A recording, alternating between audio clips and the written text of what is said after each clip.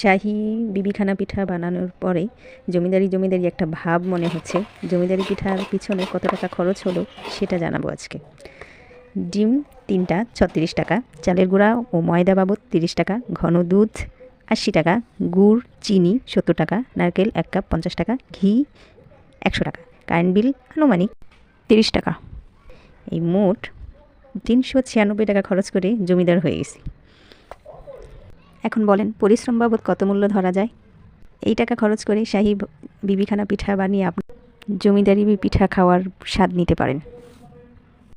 এই পিঠাটা কিনতে গেলে কত টাকা খরচ পড়বে চিন্তা করা যায়? একটু কষ্ট করলে ঘরের মধ্যে সুন্দরভাবে বানিয়ে নেওয়া যায়। কোনো কিছু ঝামেলা মনে করলে হয় না, সাহস করে এমন একটা সাইজের পিঠা বানাতে আপনি 400 টাকা খরচ করলেই জমিদারি পিঠার স্বাদ নিতে পারেন। খুব সুন্দর। তারপরের দিন সকালে আমি পিঠাটা পিস করেছি, কত সফট ছিল।